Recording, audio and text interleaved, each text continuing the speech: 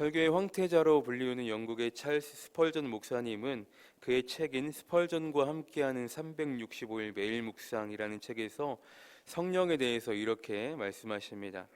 성도의 모든 축복은 오직 은혜의 성령이라는 통로를 통해 우리에게 옵니다.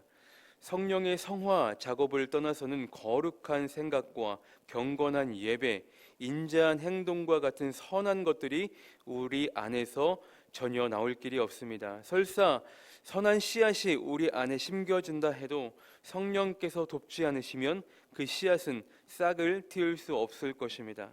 지금 예수님을 위해 말하고 싶습니까? 성령께서 당신의 혀를 건드리셔야 가능합니다. 기도하고 싶습니까? 성령께서 당신을 위해 중보 기도해 주셔야만 합니다. 라고 이야기합니다. 그렇습니다. 우리가 앞서 성령의 9가지 열매에 대해서도 나누었듯이 우리가 주님 안에서 좋은 열매, 거룩한 열매, 의의 열매를 많이 맺기 위해서는 반드시 성령의 도우심이 필요하다라는 것입니다. 요한복음 15장 5절, 8절 그리고 9절 말씀에는 이렇게 기록되죠. 나는 포도나무요 너희는 가지라. 그가 내 안에 내가 그 안에 거하면 사람이 열매를 많이 맺나니 나를 떠나서는 너희가 아무것도 할 수 없음이라. 너희가 열매를 많이 맺으면 내 아버지께서 영광을 받으실 것이요 너희는 내 제자가 되리라. 아버지께서 나를 사랑하신 것 같이 나도 너희를 사랑하였으니 나의 사랑 안에 거하라 라고 예수님께서 말씀하시죠. 우리는 포도나무 대신 예수님으로부터 공급이 되어지는 영양분들을 섭취하지 아니하고는, 즉 붙어있지 아니하고는 아무런 열매를 맺을 수가 없습니다. 반대로 우리가 주님의 사랑 안에 거하는 자가 된다면 우리는 많은 열매들을 맺을 수 있고 그로 인해 하나님께서 기뻐하시는, 하나님께서 영광 받으시는 삶을 살아갈 수가 있다라는 것입니다. 그러므로 날마다 내 안에 성령님이 거하실 수 있도록 내 안에 성령님이 소멸되지 않는 삶을 살아야 한다는 것입니다. 나의 모든 삶의 주도권을 성령 하나님께 맡기고 내어드리고 온전히 성령의 인도하심을 따라 살아갈 때 우리 안에 참된 자유와 기쁨, 소망 그리고 행복이 넘쳐난다라는 것입니다.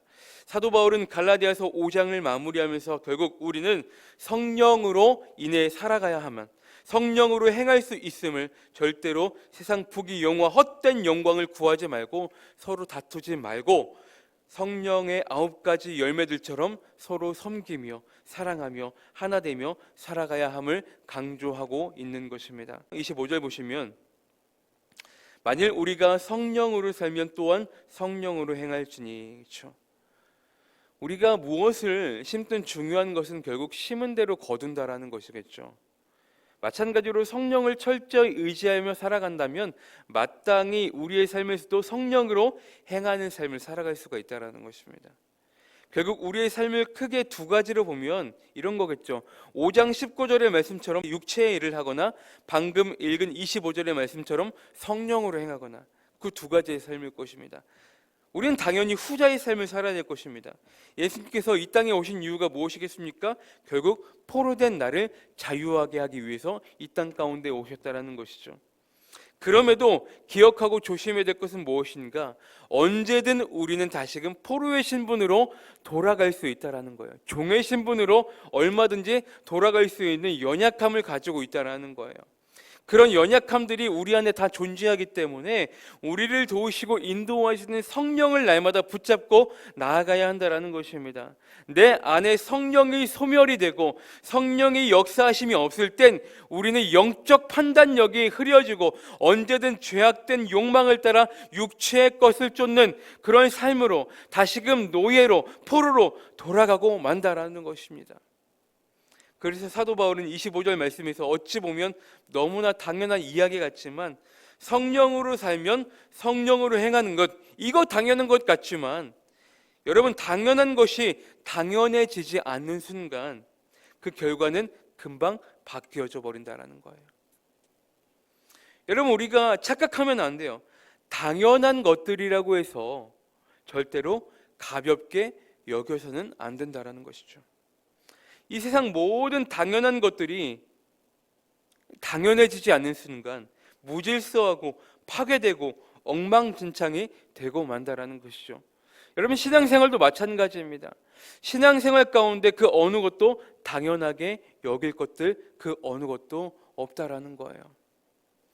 성령으로 살면 성령으로 행하는 것, 우리가 머리로는 너무나 잘 알고 있죠. 이론적으로는 이미 너무나 다 알아요. 그런데 아는 만큼 행함으로 옮기는 것이 어디 그리 쉽습니까? 사도 바울이 이 편지를 통해 하는 이 권면들은 절대로 가볍게 여기고 당연한 것들이 아니라는 것입니다. 요한복음 14장 16절과 17절에서 예수님께서 뭐라고 말씀하시냐면, 내가 아버지께 구하였으니 그가 또 다른 보혜사를 너희에게 주사 영원토록 너희와 함께 있게 하리니 그는 진리의 영이라. 세상이 능히 그를 받지 못하리니 이는 그를 보지도 못하고 알지도 못함이라. 그러나 너희는 그를 아나니 그는 너희와 함께 거하심이요 또 너희 속에 계시겠음이라 라고 이야기한다고요. 뭐라고 합니까? 예수님께서 우리를 위해서 친히 보혜사를 우리에게 보내주어 영원토록 있게 하도록 연약한 나를 위해 직접 친히 하나님 아버지께 간구한다라고 이야기해요.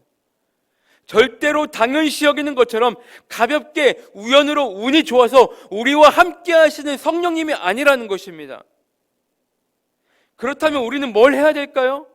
당연히 그 성령님이 내 안에서 소멸되지 않기 위해 날마다 성령 하나님 붙들고 살아가는 것, 그게 우리가 해야 될 일이라는 거예요.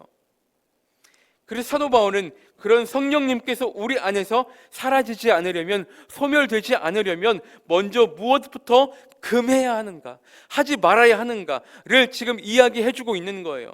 26절 보세요. 헛된 영광을 구하여 서로 노엽게 하고자 서로 투기하지 말지니라. 하지 말아야 될 것, 금해야 될 것, 결국 뭐예요? 성령의 열매 맺으라는 거예요. 성령의 열매를 맺으라는 거예요. 남아프리카의 목회자인 앤드류 머레이 목사님은 이렇게 이야기합니다. 성령님은 우리를 가르쳐 말씀을 사랑하고 묵상하며 지키게 하십니다 라고 이야기해요. 우리 안에 성령님이 거하실 때 우리를 어떻게 인도하십니까? 우리를 가르쳐서 말씀을 사랑하게 하시고 그 말씀 안에서 우리가 묵상하며 지킬 수 있도록 우리를 그렇게 인도하신다라는 거예요. 이것이 우리가 선택한 삶이어야 하고 앞으로도 성령의 인도를 받는 삶이 되어야 될 것입니다. 그리고 성령의 인도를 받았다라고 한다면 그 뜻 하나하나 우리의 삶 가운데 적용하고 실천할 수 있는 우리의 모습이 되어야 될 줄 믿으시길 바랍니다.